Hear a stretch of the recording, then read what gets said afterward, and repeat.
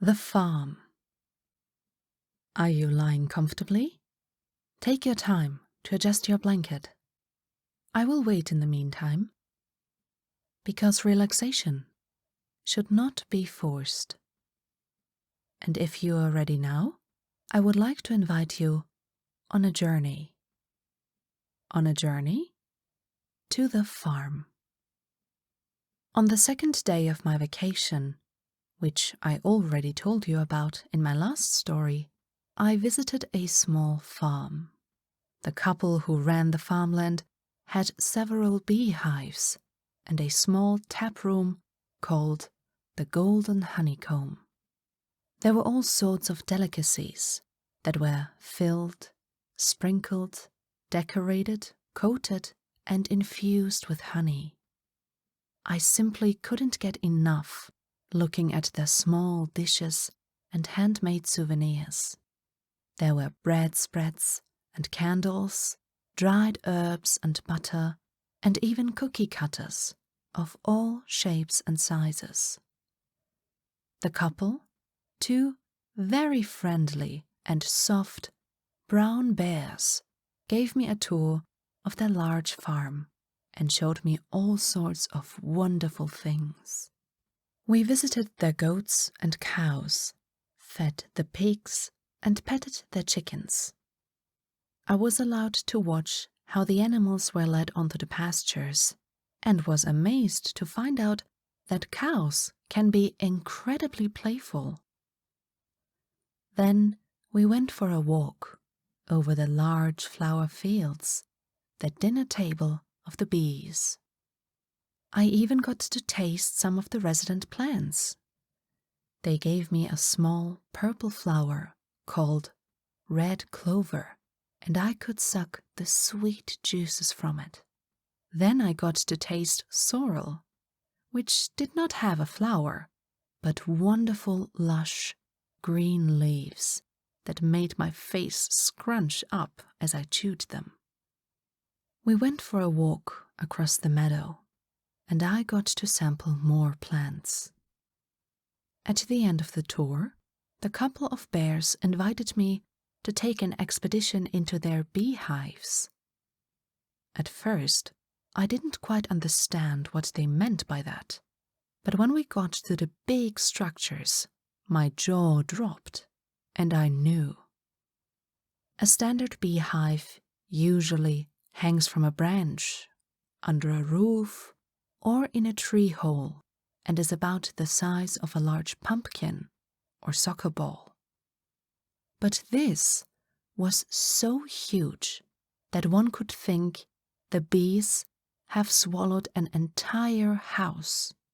Of course, I was immediately curious and really wanted a look inside, but I was also worried. What if a bee stings me? The bears reassured me and said they have a very special deal with the bees and their queen. As long as I bring them something, they would be more than happy to let me into their hive. So I stopped mulling the thought over and excitedly agreed to the idea. When do you ever have an opportunity to experience a beehive like this? We each collected a large bouquet of flowers as a present for the bees and took them to the entrance of the huge building. From the outside, you could already hear the busy hum of the bees flying in and out through various holes in the walls. They approached us curiously, and as the couple of bears approached the large honeycomb door, they buzzed excitedly around the bouquet. I saw the bears carefully presenting the flowers, and the bees, after a bit more buzzing, carried the bouquet away, happy with their gift. I quickly stepped behind the two and did the same, placing the bouquet onto my outstretched palms and waiting for the bees to take it. As soon as they were gone with the flowers, the large door opened. The scent of honey and freshly cut grass was almost overwhelming. I stepped through and took a deep breath. It almost felt like I could taste the sweet liquid. The brown bears slowly led me through a tangle of corridors and rooms, all abuzz with the little insects flapping wings. But wherever we put our feet, there was never a bee under it. The animals kept their distance and merely accompanied us. We passed wax arches, and I marveled at the architectural ingenuity of the little bees.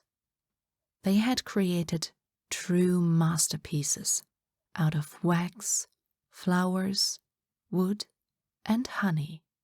I could see them arranging the flowers we had brought them in their hive.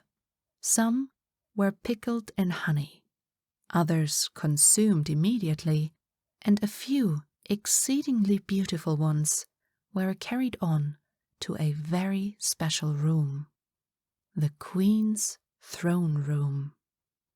Here the so-called royal jelly streamed from the walls, and on a small pedestal, behind an almost transparent honeycomb, I could see the Queen, who was being cared for by dozens of worker bees. The brown bears greeted the Queen warmly and bowed in front of her window. I did the same and felt incredibly honored to be so close to a queen. The big bee seemed to be bowing too, and a couple of its workers came out to us and gave us a tiny taste of the royal jelly. After licking our fingers, or in the case of the bears, their paws clean, we continued on our way. We came to a kind of museum where the most diverse flowers of the meadow were displayed. They all had a paper-thin layer of wax on them to keep them from wilting. I could see a new flower being brought out, and the bees carving the name and function of the flower with pine needles onto a honeycomb. I was able to learn a lot here about medicinal herbs and tasty ingredients for a wide variety of recipes, all plant-based, of course. But my favorite room was probably the one after the museum. Here, the honey streamed from the walls like waterfalls, and you could fill a small glass, fresh from the source, so to speak. There was a wide variety of honeys, cloudy and viscous, yellowish and thin, dark, or even almost white. It dripped out of the different combs. At the end, we were allowed to attend a bee ballet. We sat down on small stools, which were thick tree stumps. In front of us was a large wax surface, on which the bees danced, pirouetted, and floated around. It was really wonderful. Their piece was only accompanied by their own humming, which accelerated, slowed down, or got louder and quieter in rhythm with their movements. After this wonderful tour, I ended the day at the farm in the tap room, enjoying a piece of honey cake with a glass of warm honey milk. Of course, I couldn't help but buy all sorts of products from the souvenir shop as well. Among those things, a new friend for my rubber duck Gunther and I, a large chocolate-brown teddy bear, which would always cuddle with me in bed from there on out.